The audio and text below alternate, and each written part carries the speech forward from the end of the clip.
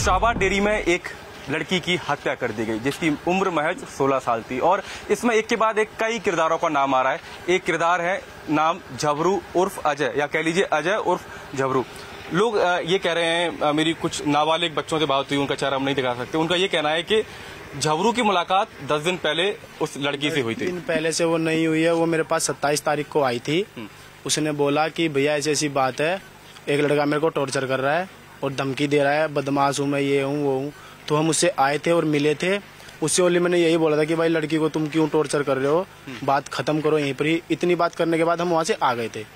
तो फिर अगले दिन उसका मर्डर ही करा उसने, यही बात थी। हाँ, जब उसका मर्डर हुआ, उसकी जान गई, उससे पहले आखिरी बार आपकी बातचीत लड़की से कब हुई थी? आखिरी बार सर कोई बातचीत, मेरी कॉल वगैरह पे कोई बात नहीं हुई, वो फेस टू फेस आके मिली थी। 27 तारीख को आपकी बातचीत हुई थी? हाँ जी। हाँ।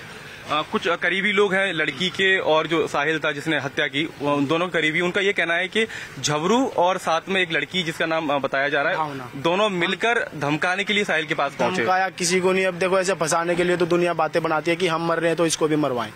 ठीक है, ये तो दिल्ली की रिवाज है, एक मर रहा है तो दूसरे को लेके डूबे हम। ऐसा कुछ नहीं था, हम उससे मिले थे, वो यहाँ पे 15-17 लड़के लेके खड़ा था। तो उसने मोस्ट वांटेड भी बताया मेरे को। मैं मोस्ट वांटेड होता तो मैं गलियों में नहीं घूमता, भी मैं यहाँ पे नहीं आता, मैं अपना अंदर ही रहता, भागता कहीं। ठीक है, मैं अपना काम धंधे वाला आदमी, अपना काम धंधे से ध्यान रखता हूँ बस। साहिल से पहले कभी आपकी बातचीत थी, परिचय था? पहले कभी बातचीत नहीं थी, बाकी यहीं पर ही घूमते रहते थे, मिलते थे बस। साक्षी से जो लड़की थी जिसकी मौत हुई, हत्या कर दी गई, उससे कोई बातचीत पहले हुई? उससे मेरी कोई बातचीत आज तक भी फोन पे बात नहीं हुई थी मेरी, परसों तक भी। तो वो 27 तारीख को फेस टू फेस ही मिली थी। 27 मई? हाँ जी।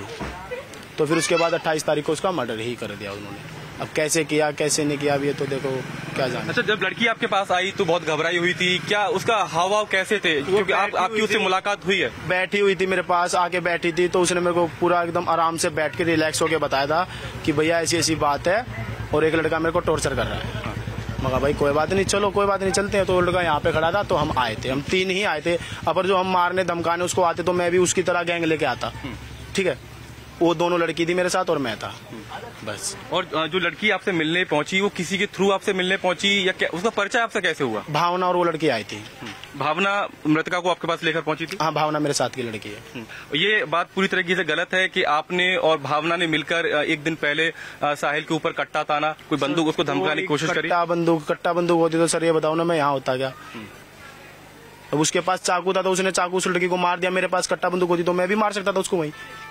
ये तो बात है, धमकाता क्यों मैं? और धमकाया तो सर है भी नहीं, उसको कोई बात ही नहीं हुई ऐसी कुछ। ये सब तो साहिल ने क्यों मारा, लड़की को मारा क्यों आपने? क्योंकि उस लड़की से भी बात की है और आपने साहिल को भी समझाने की कोशिश। साहिल को गलत लगा हुआ उस लड़की के और मेरे बारे में कि कुछ गलत मैटर चल रहा हो सके, ये गलत फहमी उसको हुई होगी। क्योंकि उसने आते ही मेरे को भाई ही बोला था और मैं उसकी मदद ही करना था, पर जो किसी की मदद करना गुनाह है तो आगे से नहीं करेंगे। आपने साहिल को समझाने की कोशिश करी? क्योंकि ये बताया करी थी कि भाई देखो, इसको लड़की को टॉर्चर मत करो, इसका पीछा छोड़ दो, अपना बात खत्म करो बस।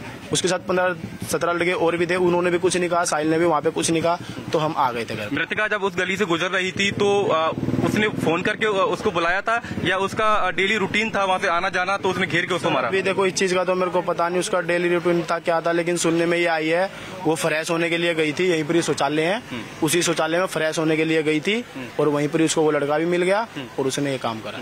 एक नाम आ रहा है नीतू का, नीतू को कब से जानती थी मृतका? अभी ये तो पता नहीं सर, वो सुनने में भी आया कि नीतू के साथ ही रहती थी वो। हाँ जी।